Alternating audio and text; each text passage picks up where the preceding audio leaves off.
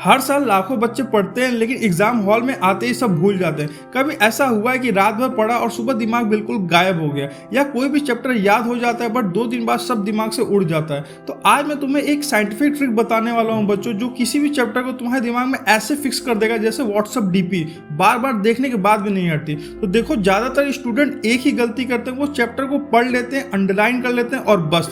लेकिन दिमाग का सिस्टम ऐसे काम नहीं करता है बच्चों। मेमोरी भी एक मसल की तरह है, यूज करोगे तो स्ट्रांग होगी, इग्नोर करोगे तो कमजोर पड़ जाएगी। अब सवाल ये है कि कैसे यूज करें कि मेमोरी को स्मार्ट तरीके से, जिससे लंबे समय तक आपके जो चैप्टर है आपके दिमाग में फिक्स हो जाए। तो सुनो, आपको यूज करना है रिवर्स रिकॉल मेथड, यानी जो पढ़ा है उसे उल्टा याद करो। अब ये कैसे करना है मैं आपको स्टेप वाइज समझाता हूँ। स्टेप नंबर 1, चैप्टर को एक बार अच्छे से पढ़ो, बस पढ़ो, उससे ज़्यादा और कुछ दिमाग मत लगाना। एक बार पूरे चैप्टर को समझो और बस पढ़ लो।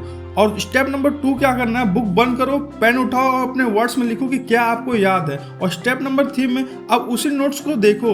जो नोट्स देखोगे तो आपको खुद समझ में आएगा कि कुछ चीज़ें मिसिंग रहेंगी। तो जो मिसिंग पार्ट है स्टेप नंबर 4 में, उसको आपको फिर से रिवाइज करना है। ऐसे तरीके से आप करोगे तो इसे कहते हैं एक्टिव रिकॉल। और ये जो ट्रिक है हार्वर्ड और IIT के टॉपर भी इस्तेमाल करते हैं। तो जब तुम खुद से अपने दिमाग को आंसर निकालने की कोशिश करते हो तो ब्रेन उसे इंपॉर्टेंट मान के लॉन्ग टर्म मेमोरी में स्टोर कर लेता है बच्चों।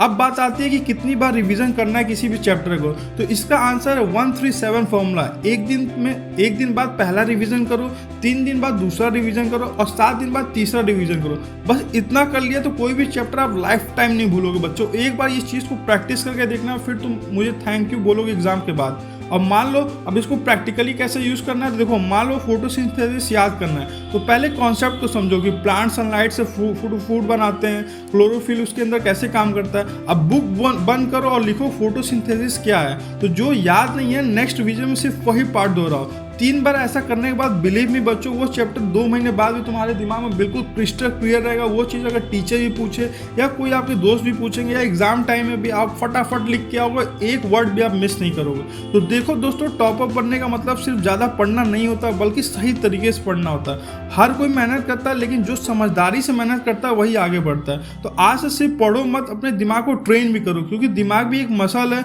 और तुम इसको हर दिन स्ट्रांग बना सकते हो। तो अब से ये भूलने का जो गेम है इसको खत्म करो। बस ये रिवर्स रिकॉल ट्रिक अपनाओ और देखो मैजिक। अगर ये ट्रिक यूजफुल अगर तुमको लगी है तो कमेंट में प्लीज लिखो I will never forget again any chapter. और वीडियो को शेयर करो अपने दोस्तों के साथ ताकि वो भी कोई चैप्टर भूले ना। और मिलते हैं अपने नेक्स्ट वीडियो में एक एग्जाम विनिंग स्ट्रेटेजी के साथ। Till then keep learning, keep growing.